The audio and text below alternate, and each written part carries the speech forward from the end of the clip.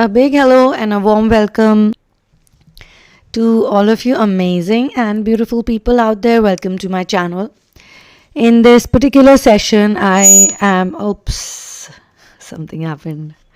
I am sharing with you guys a master energy update.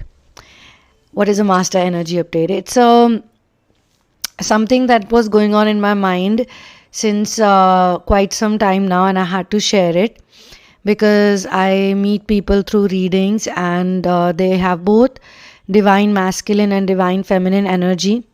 And lately, those people who took the Twinflame astrology reading, in most of their cases, I would say maximum number of people, majority of people, especially the females, they had the masculine energy and the males had the feminine energy. And this was kind of extremely interesting for me as well, because I had this very strong intuition that all these girls who are coming here to check what type of energy they have, surely they have the masculine energy. The yoni is masculine. So, but when I saw it, I was like quite surprised, to be honest. And this energy update, so let me tell you the title, you must have read it already, that for twin flames, especially for twin flames, the spirituality and awakening happens automatically. It was not a negative reviewing, nor it was some kind of criticism.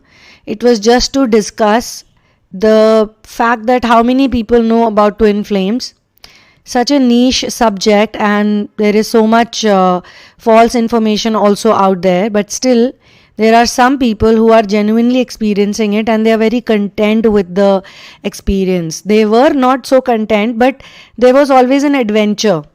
All those people who've been in this journey for real, you know there was some adventure. When you look back now, you always think that, oh my God, I actually came out of it. Oh my God, I actually was able to do this or do that. That's because for twin flames, they don't really, most of you might not be very religious and most of you might not have done many spiritual activities like other people do.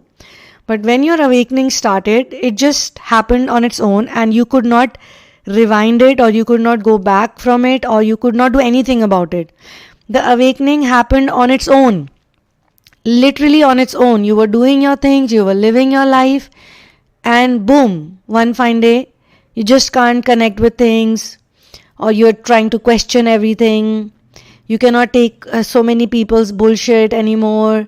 You cannot work in that job anymore. You're taking many hasty decisions. You're just going by the flow, and you're sometimes going through challenges and problems. You're being left alone.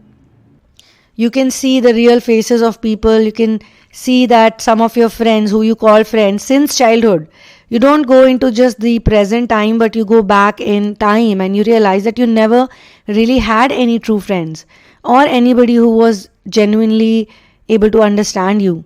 And then with this awakening also comes pain, and with the pain also comes the powers. With the powers, you're more stronger, you're smarter, you have witnessed certain things, and you're not going to just go by the trend. You're not a person who goes by the trend. So all these things are happening with you, and you must be thinking, looking at someone who was very religious, was going to the temple every day or the church every Sunday, but they are still doing all the random things. And look at you. Now you have become the spiritual person in the group or wherever you are. And even those who were doing many rituals and who were actually, you could look at them and say, you know what, this person is really like doing something which is very spiritual. And then you become the spiritual person and you realize that they are not doing anything which is spiritual. So this awakening is automatic. So someone had written a comment under this video. It was a long comment, but my eyes straight away fell into this statement, and I even replied to that person that your comment is lit. The line especially, not the whole comment, but that specific line is lit. And it's obviously something that I've been wanting to share. So it was literally like, I was being reminded of that, hey, you need to talk about this, and look, someone has already mentioned it. So if you've seen my past videos, my live sessions especially, those who are members of the channel can get the live sessions anytime. Those who are not, they get it, for the first 2-3 days they can view it. So I have mentioned it too, but I did not make a special video about it. I did not make a separate video about it. I spoke about it many times in different sessions. The twin flames automatically go through this, and they are by birth, they are twin flames. A lot of twin flames get confused. They think that their twin flame journey started when they met the DM, or when the DM, and the DM went into separation. That's when it started. No, it started right when you came to planet Earth. So the first phase was like the unlocking phase, where you were literally stabilizing yourself. And while stabilizing yourself in the energies of Earth, you had to take in a lot of trauma, and you had to take in energy that did not match with your natural vibration. But that there was a reason behind it, because it's a process. You're supposed to take on to those energies, and you're supposed to understand how people on planet Earth operate and function. So that by understanding their ways, you can, I'm not trying to say that you are currently an alien or something like that. You're definitely purely human. But when people have a higher vibration or a slightly different DNA, then by birth they are going to project out those qualities, those natural abilities, skills, or a desire for solitude. They like to be alone most of the times, and they like to be alone because they don't enjoy the crowdedness or whatever other people do. But when they have a message, whether they are a child or whether they are a grown-up, if they want to give a message, they can address many people at the same time. However, they need to be ready for it. They need to be convinced about it, and nobody else can convince them. That's the thing. That's why they take time. If other people try to tell them that, hey, you can do this, you can do that, they will not understand it. They may not believe. But when they themselves go through the process, when the phoenix bird, it rises from the ashes, when they turn into ashes, and from the ashes they suddenly light up, something, it has to be divine grace. The spark then just creates the phoenix bird. Then that whole thing of rising from the ashes actually is symbolic. You are completely down, you're completely done and dusted. People think you're over, and that's when you suddenly emerge and you shock the world. But you're not shocked anymore, you're not surprised anymore. You just know you can do it anytime if you like to. So then that is the process, that takes time. And during that, so when we say it is automatic, it is happening on its own, then why are we doing all this work, this therapy or inner work or listening to channelings? Not everyone listens to channeling, there are not so many people who get attracted to channelings. Otherwise, there are billions of people on this planet. Why all those billions of people are not getting attracted to this type of content, Why a selected few are only listening to it?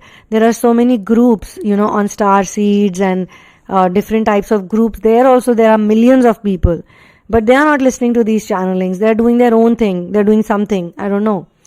So they are talking about earth as well. They're talking about vibrations. But what twin flames do is they are literally down in the basement, and they clean up. They clean up the most impossible. It's like you watch all those shows, the hoarders, how the hoarders live in very dingy condition, and then some people get in and they give them some therapy and they help them clean it all out, and it's a new fancy place all of a sudden.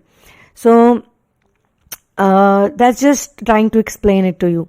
But actually, twin flames have that very strong fire, a very strong spark within them, and they just, sometimes they're just mimicking the other people, how other people are sad. So what do they do when they're sad? What do they do when they're angry? What do they do when they're in rage, full of rage? So they copy other people. When they look at their adults around, teachers and other people, they just copy. And when they're copying it, they start copying it too well. So much so that they start feeling it, they start attracting it to themselves. And when they attract it to themselves, then they realize that, oh my God, this is not something that I'm supposed to do. So even that is a part of the plan. The pain is a part of the plan. The misery is a part of the plan. You need to soak yourself into pain. You need to enjoy the pain. In last year, I had shared some content on this subject, pain, because I had mentioned it specifically because I can see a lot of people, they are running away from pain, or they are scared of pain. When they come to therapy also, they tell me that, will this pain go away? Will this pain go away? But actually, we are here to tell them that don't be scared of this pain. It's okay. Feel it, experience it. Because you're not feeling it, you're not experiencing it, you're running away from it, so it is chasing you. So what your runner is doing, you're doing as well. The runner is only showing you what you're doing by running away from you, but you're also running away from the pain. You're fearing the pain, but in the pain only the actual element of love is hidden. So you need to feel that pain for your beloved.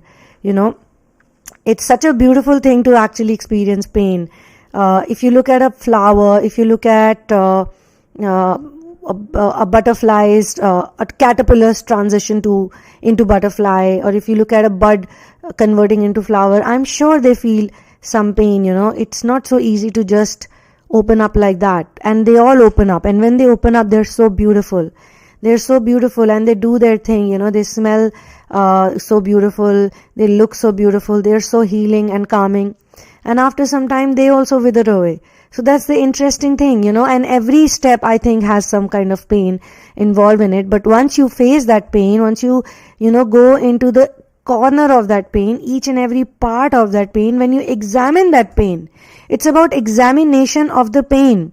When you examine that pain and you see what's the nature of this pain, where is this pain coming from, where's this pain oozing out from, I need to see the center of this pain.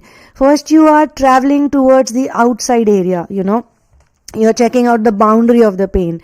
Once you enter the boundary, then you realize, okay, it's okay, I can go inside, can go deeper. Then you start going deeper, and you look for the center. What is the epicenter of this pain, When you finally reach there, you understand that there is some blockage over there. Something is blocking the energy, Let me just look at it. The more you observe it, the more you look at it objectively, the more you examine it, the more you question what is this pain like, what's the nature, automatically, that pain starts dispersing and dissipating. It starts disappearing. It starts getting uprooted, like forever, for eternity, it's gone. And then, it's like looking for another pain. So there should not be any fear, basically, of pain. Because that's the game Maya is playing, that's the game fear is playing. Fear wants you to be scared of the pain, so that you're so scared and you're so minuscule in front of the pain, or you're so like, I cannot take this, it's so difficult. When we are so upset, we say, I can't take this anymore. When we get frustrated, I can't take this anymore. I'm not getting any acceptance, I'm not getting any acknowledgement. So you got to tell yourself that you're nothing actually. Why are you being so attached with acknowledgement and appreciation? You're just here to have a human experience. Like, why are you being so egotistical about it? Why are you saying that I'm this, I'm that, so people gotta respect me, people gotta love me, people gotta go crazy for me, people should fulfill all my expectations, they should act the way I want them to act. We do all that, right? And when they don't, it's painful. So if you remove that identity, if you remove that, the block, the person, you are the block actually.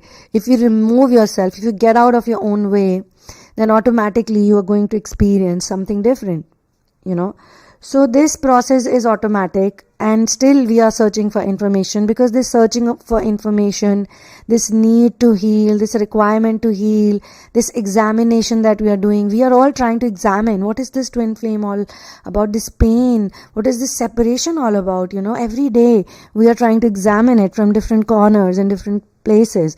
Different types of channelings are here, different types of twin flame dynamics are being discussed on a daily basis, so that we can examine. We are not scared of it. We don't go like, oh, this must be hurting, this whole karmic thing must be so painful. Look at the DF, she's crying somewhere and she's lonely, and look at that masculine, he's having so much fun with the karmic. And when the tables are turned, then they realize sometimes, the feminines, how bad it is to be with the karmic, they should not have chosen it. Or, when he's on the other side, he's like, oh, she's so happy, look at her, all enjoying her life, single status, she's not even showing who she's dating and this and that, and look at me here, I'm stuck in this stupid commitment. If it's marriage, then even worse for that person. It's relationship, engagement, okay, still fine, they can still think of ideas to get out of it. But when you're marriage, and this marriage is such a strong label, especially the ceremonial, the materialistic wedding that happens with so much pomp and show, he's like trapped in it. So from their both perspective, they are in pain, but they are both trying to avoid the pain in their own style and ways. When they're tired of avoiding the pain, that's when the pain, stops holding them on.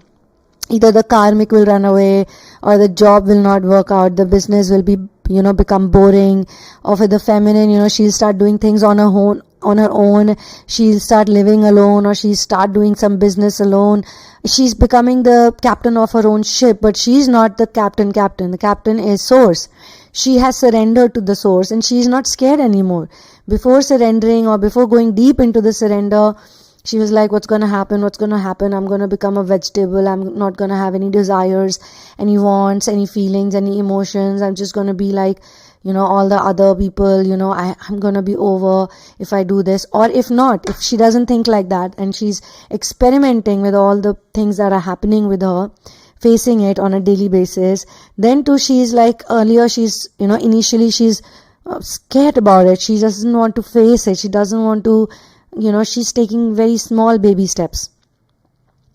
And then one day she just starts flying like that, So everything that's happening in the twin flame journey, be it inner work, be it therapy, be it examination, be it reading, be it writing, be it traveling, be it not traveling, be it just being somewhere, doing things, trying things out, being in love with yourself, being grateful to nature, to God, and understanding that you need to connect with the Almighty all the time.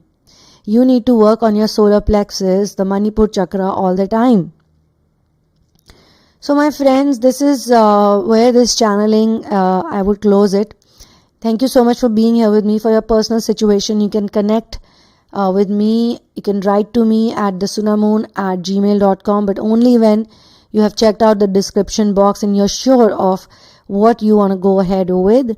And please let me know once you go ahead with something. Once you book the reading, please write an email to me, because sometimes PayPal does not show your email address for some strange reason. I have no idea. If you want to work on yourself, do deeper inner work, release the third party blocks, the karmic entanglements, so that both your nadis and your sushumna can start, making the energy flow smoothly into all of your chakras. And then we have the paternal and maternal narcissism blocks, very strong blocks once again. So you can do deeper inner work with me. Kindly do not share your twin flame journey in advance with me until unless we have booked a session or a therapy, because if you give me too much in the very beginning, then the intuition cannot really operate better. We need to use our intuitive energies, and you are also intuitive. You also need to believe in that intuitive energy instead of giving out too much by yourself. You need to realize that you can telepathically communicate with people, you can send out your energy, you can clear your vibe, all these things. So I am just here to connect you back with your intuition. Okay, you already have the intuition in you. So one love and peace out, and see you in another one.